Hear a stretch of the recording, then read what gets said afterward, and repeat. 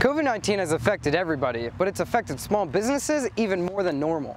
Every year, 600,000 small businesses have to close permanently. And if COVID-19 happened last year, 200,000 additional small businesses had to close permanently. 2/3 of that, which is 130,000 businesses, were small, locally owned businesses or small franchises of massive corporations. On top of that, 26 million small businesses had no employees whatsoever last year. Luckily, the government has provided aid such as the SBIR, STTR, and the PPA. We wanted to hear their side of the things and how they overcame COVID-19 last year. So MapTV did some exclusive interviews with businesses that we know and love throughout Lafayette. First up, Ski Anderson shows us the struggles Arrowhead Bowl has come through this past year.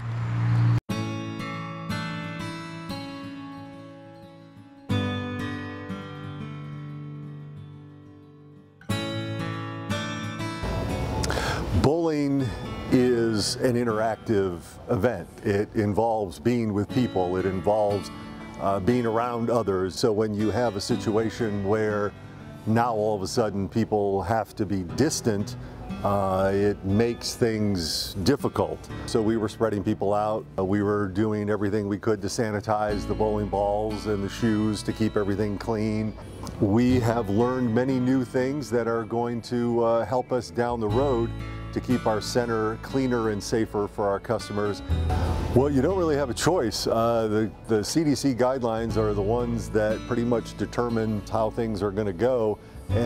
So we managed as best we can, but we've cleared all of our safety measures through the Tippecanoe County Health Department. And when there's questions either way, we always err on the side of caution and safety to make sure our customers are as safe as they can be. Well, the programs that the government put in place to help small businesses and keep them afloat in these trying times were especially important for what we do and many other businesses that rely literally on foot traffic. It was definitely very important to what we do, and it helped defray a number of the costs as you look around the center with the plexiglass that's hanging up and the hand sanitizers and the things like that. Those don't just mystically appear, and that all takes money, and we've had a little bit of help, but we've also seen a nice uptick in business from our customers who want to support local business. We are doing our best to make sure they have a good time and stay healthy in the process. My brother was one of the major builders of this place, so I have a pretty unique connection to this place. As far as the COVID and what it's done for bowling, and that's been kind of tough on them.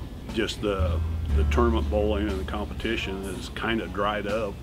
Probably that day in March when the governor shut everything down, and we didn't know how long that was going to last. And we didn't open up again until about the middle of June last year. So you've got 45, 50 people on staff who are looking to you as their employer for their income. So the hardest part was early on, not knowing. But luckily we're through that now. Anything good that came out of the pandemic, I think the idea of resiliency of not only our people on staff, but our customers. We learned that we just really love and enjoy our customers and all the regulars who come in all the time. And they appreciate the hard work and the extra efforts we've taken to make them safe. As much as the entertainment business last year struggled, so did the retail sales business. This is due to them having a hard time attracting customers, which significantly reduced the amount of sales that they could make. First up, Jeff Vierk shares his incredible story of how his sales actually skyrocketed over the pandemic. I'm Jeff Vierk with Vierk's Fine Jewelry. I'm the vice president here. We've been in business since 1946, all right here in the Lafayette community. So this is our 75th year in business actually this year. So my grandfather was the original, started the business, and we've grown into Lafayette's largest and most complete jewelry store. There were certainly some struggles with COVID-19. We think we did a pretty good job of getting ahead of things right away. As soon as things started to get a little uncertain, we reassured our employees that they would be getting paid for 40 hours a week, no matter what happened. We started requiring masks. We were doing temperature checks here with employees several times during the day, trying to practice social distancing. And, you know, we'd have on a had a schedule for every 2 hours. We'd go through and clean up all the showcase glass and everything like that. So we tried to stay ahead of the game. Biggest thing was just adjusting to circumstances. So we had to, just the precautions we did in store. We became more online friendly. We were doing more orders and sales over the phone, email, messenger, and things like that. So we were just working hard to make sure we were still available to our customers and could still take care of their needs. We did qualify for a PPE loan on the first one that came through.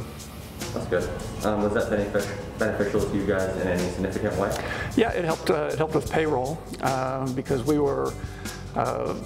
Our business was deemed essential, so we never did close down, although we reduced hours dramatically, especially in the beginning. And so even though some employees were working 9 to 12, 13 hours a week, they were still getting paid for 40. And we were going to do that regardless, but the PPE loan certainly made it easier to take care of our employees that way. Originally, when COVID, when all the shutdowns first started, we were still open because we were deemed essential, but nobody was really buying jewelry at that point in time. That wasn't the first thing on most people's minds. However, our gold and silver business was very, very active because those markets were increasing, so we stayed relatively busy with that. And then unexpectedly, as soon as things started opening up, we got extremely busy. People that got engaged, had birthdays, anniversaries during the lockdown, all of a sudden all came in droves, and so we were far busier than what we expected to be.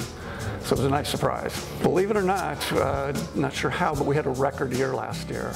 So between the precious metal sales and as busy as we got, with people started to come back out, and then people actually had more money because they weren't spending money on travel, going out to eat, other expenses like that. So we feel very fortunate that we had an actual record year last year. The fast food business faced a huge battle of maintaining customer safety and maintaining a profitable business. Many small businesses had to prioritize carryout services and delivery food services like DoorDash and Grubhub. In our last interview of this video, Maria, the owner of the Southside and Westside Diner, shares her struggles as well. My name is Maria VIERCK, and I am the owner at Southside Diner. We are located in Veterans Memorial Parkway, and we have been open for 10 years. It was a struggle, yes, and then when the health department told us we could start doing little sales, like open the doors, then we started like with little capacity. It started increasing little by little.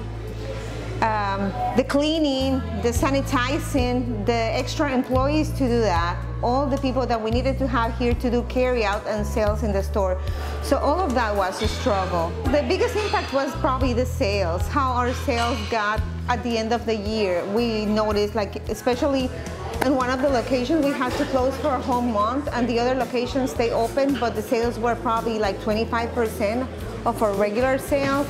That was 1 month, and then little by little we started increasing, but it was really hard. Another was having to have extra employees in hand in case somebody would have to be quarantined, and all the people that work with that employee had to be quarantined for 2 weeks. So we had to have extra people on payroll, and then all the extra work for cleaning and sanitizing everything as well. Was there anything positive that came out of the whole pandemic over the past year that you can recall?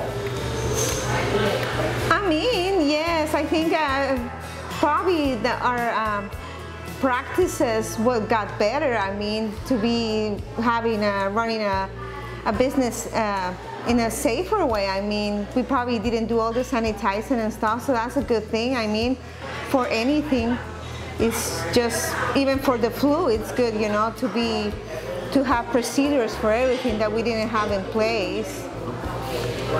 We increased our carry-out business too, and then we partner now with Grubhub and DoorDash, so maybe that will help to bring us in some extra business. I mean, Do you think you're kind of back to where you used to a year ago? Oh no, we're not back to there. No, we're probably even if our occupancy can be at 100%, we're still probably 25% down on sales. And we feel like we're busy all the time, but I mean, it's just that all the extra work that we still have to do So it seems busier, but it's not really, because if you go by the numbers, it's not back to normal, no. When going for somewhere to eat, somewhere to have fun, or find a place to shop, keep small businesses in mind.